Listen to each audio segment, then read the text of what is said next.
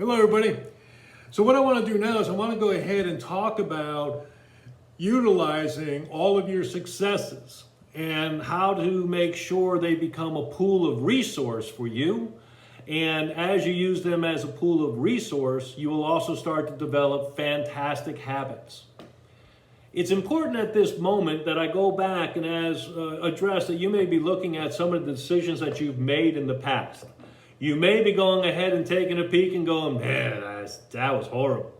And you might start having some regret. You may be feeling somewhat guilty about the decisions that you made.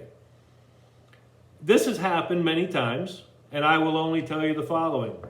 Okay, you did it. Okay, you may feel bad about it or you're guilty about it. But now that you know the changes that can be made by changing the behaviors and understanding that you're winning the battle and that you are creating a new path, you have expanded your thought process on making new decisions that are more concrete to who you are today. As long as you go back and address those decisions that you've made in the past, you can now go ahead and change them. You can't change how you felt when you made the decision, but you certainly can control the decisions you make for the future. You certainly can do that. That's part of life. It's called growing. We all have regret. But if you're not going to change, you shall always have that regret. But you have a great opportunity each and every day as you revisit things to change them so they don't happen again. That's why people say, learn from your mistakes. That's just one suggestion. But it's an amazing thing that we have that strength, that capability to put all of our thoughts, processes, everything together to be a resource. A resource is something of which identifies growth. Now, it could be a bad resource, right? But that still can turn into a positive, right? There's something that we can do, say, all right, well, that decision was horrible. So I've got this result. And so now you just do the opposite and you should get a good result. But resources are also a way of looking in and discovering your history. Think of history. If you want to find out why a battle happened, maybe you want to research, the opposing generals and see what their thought process. Maybe find out what the reason was that the war even started. So you want to do resource training and checking of your own self so that you have a point of reference. So important here. So important. Understand that this is a normal, painful process. So if you're feeling guilty, or if you are feeling regretful because of the decisions you've made, it's time to get over it. Let it be. Because you're going to have other things you need to focus on, and as long as you're given that aspect, all the power, you are dwindling your power to take the next step. That has to stop. So let it go. Okay? And you'll become you. So in order to go ahead and utilize the resources, I want you to start and really say to yourself, am I on the right path for the goals I want to be on?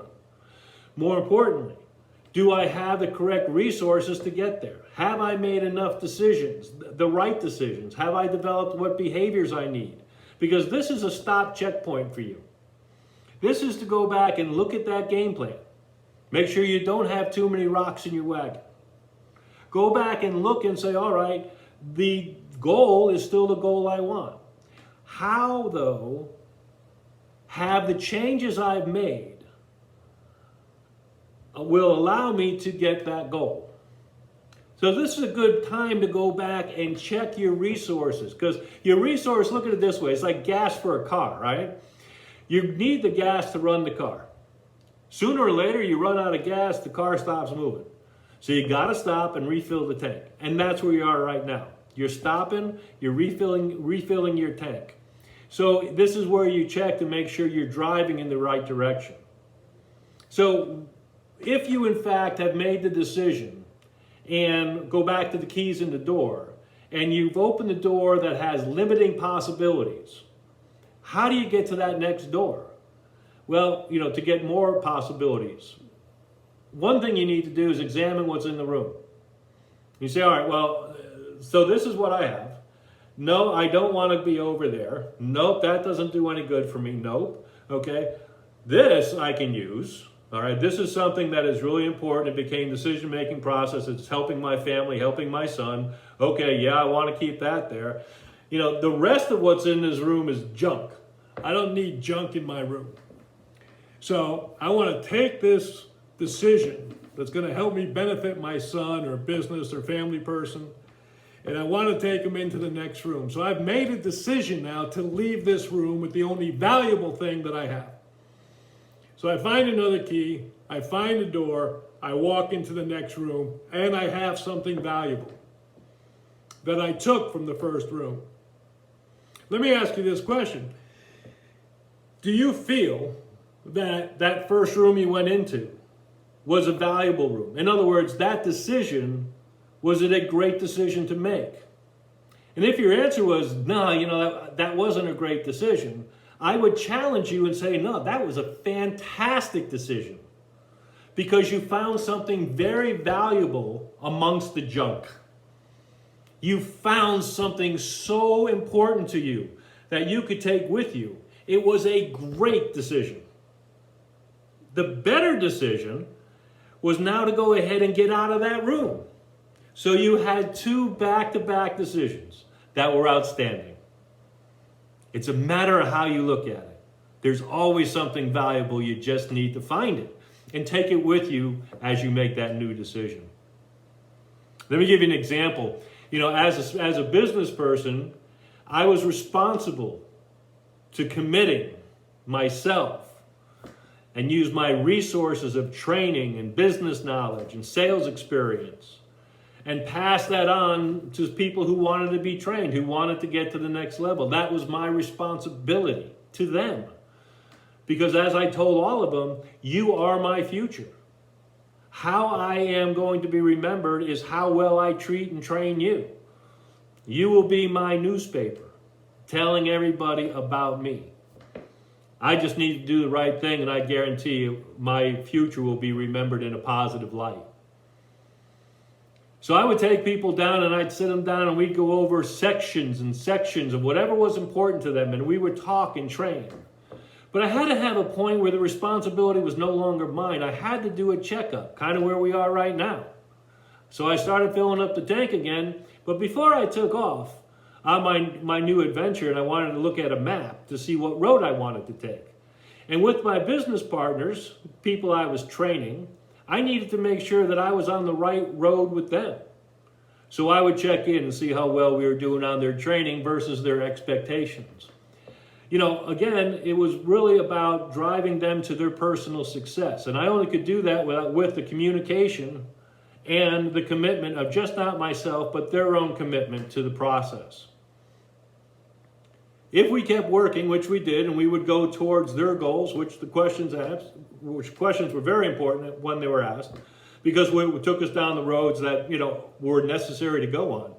But along the trip, if I found that this individual was no longer committed to the process, and I tried to help them 2 or 3 or 4 times being committed to the process, I started to think, am I really putting my energies in the right place? Because there's a person over there who really wants to be part of the program, who's willing to commit to all of this. And I had to make the decision. Do I stay with this person that I've invested time in? Or do I just say goodbye to them and take on this new person? It's a tough call. So what I did was the following. I told the individual, listen, I really don't think you're getting as committed to this program as you need to be. And whether you're committed to me or not, you're letting yourself down. You're not committing to yourself. So I think we need to go ahead and re-alter our course. Let's fill up another gas tank and let's get going. Now, to the individual who was over here who really wanted to join, I started the process and letting them know how important it was to commit to the process. And what I found, was that they became really jazzed because I had them start to write down their commitments, just as I did with the first person. And then once they got to a level to where they could communicate and they had the same like minds and the same goals, I brought them together for an open conversation of which they started training each other. It was easy if I wanted to go drop somebody, oh, that's fine, okay? But that wasn't a great decision based on my values and where I wanted to be, which was to be a mentor for these people, but to be remembered in a positive light. You see, sometimes you have to take the responsibility. You have to go ahead and take the resources you know. You have to take all of this and share it. Because when you do that, you automatically feel so much better about yourself and the decisions you've made to impact others' lives. Your resources are not just important to you, but the resources that you use to develop a better you will also develop other people. Be excited. Talk to you soon.